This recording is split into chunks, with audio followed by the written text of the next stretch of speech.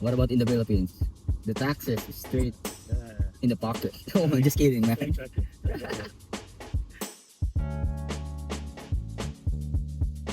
So ayun guys, good morning. Today is September 9, 2025, araw ng Martes ngayon. Samahan niyo ako guys, bibiyahe ulit ako. Papakita ko sa inyo kung magkano ba ang kikitain natin for today's video. Salamat nga pala sa mga day ones natin dyan, sa mga bagong subscriber natin. Don't forget to hit the notification bell button para updated ka syempre sa ating mga biyahe, no? Ako sa inyo guys, may booking na ako. Guys, may booking na tayo, no? Ito yung booking natin, no?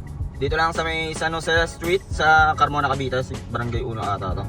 And then ang drop off nito guys, sa pinalayo agad tayo ni Papa G guys, Terminal 3 tayo. So tara, pick upin na natin guys. Time check tayo guys, 7:14. So yun guys, doon ko napapansin nyo, medyo tanghali tayo ngayon kasi namad ako wala, hindi talaga.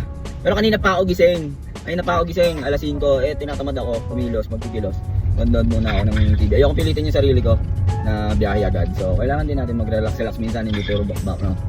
So ngayon, binigyan agad tayo ni Papa G ng Palayo, Terminal 3. Hindi ko alam kung mag-e-exit ako ng Alabang para mag-counterflow o sasagupain ko na yung traffic.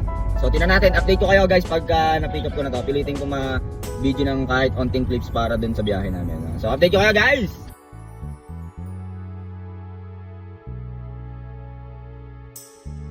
Na-drop na natin si Sir dito lang sa Terminal 3, no? 918 yung fare niya, nag-skyway kami.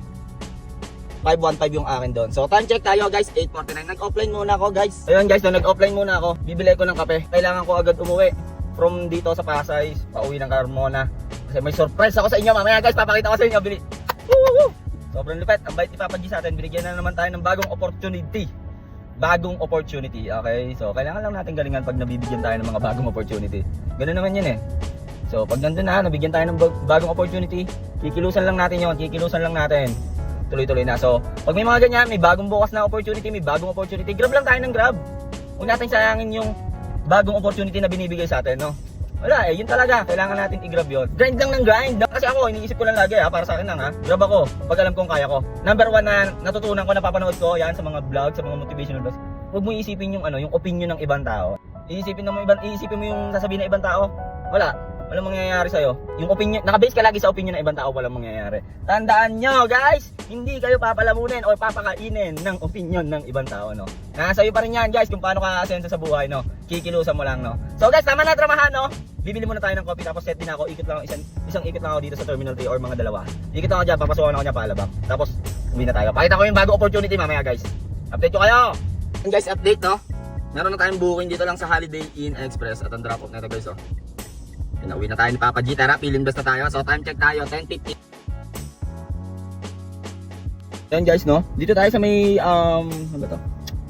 Marriott, sa may Marriott, tapat ng Terminal 3, sa may Newport Terminal 3. So kinuha ko na tong booking na to para makapunta tayo ng Alabang kasi kailangan na natin makauwi before lunch. Okay? Papakita ko sa inyo yung bagong opportunity na pinagkaloob sa atin, no? So grab lang ng grab ng bagong opportunity, no? So subok lang ng subok. So tinan natin to guys, kailangan na natin makauwi.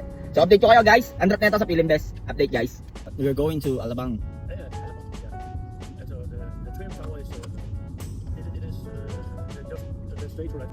We need to make sure that this is one trim, right? It is very close. Okay. No problem with that. How about the temperature of the AC? Is it good? It's fine. Okay. The windmill is for the electricity, right? 8,000 kilowatt for one mill? Yeah, for 1 hour. For 1 hour, and how many houses can supply that? It's The first toll fee is 35 pesos and then the next is 164. So a total of 199 pesos for the toll fee. Your total fare is 633.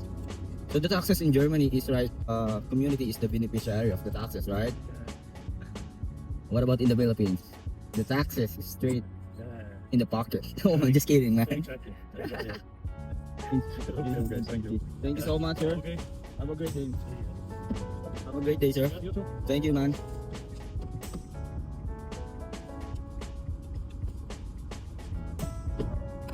So ayun, na-drop na natin si sir, no?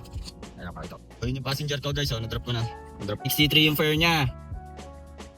316 yung atin doon. So waiting tayo next passenger na kasi hindi pa rin ako, kailangan ko na makauwi guys. Bago nating opportunity, gagamitin natin to pagka-coding tayo. Alright, let's go! Gamitin natin yung pag-coding tayo. So ito na yung bago nating service, guys, ayun Pagin natin service guys, oh. Pambabiyahin natin yan. Crab food. Yes, sir.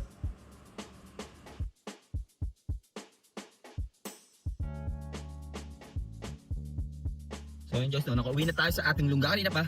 Try natin mag-GF. GF is delivery food, grab food.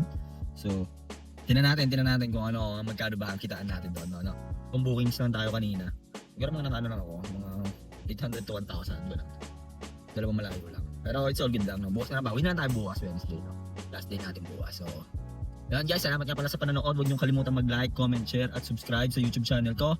At i-hit mo na rin ang notification bell button para updated ka sa mga video natin, no? So yun lang guys, kung ano man ang diskarte mo sa buhay, araw-araw mo lang galingan, makakamit mo rin ang tagumpay. It's your boy, KOLIN, signing off, peace!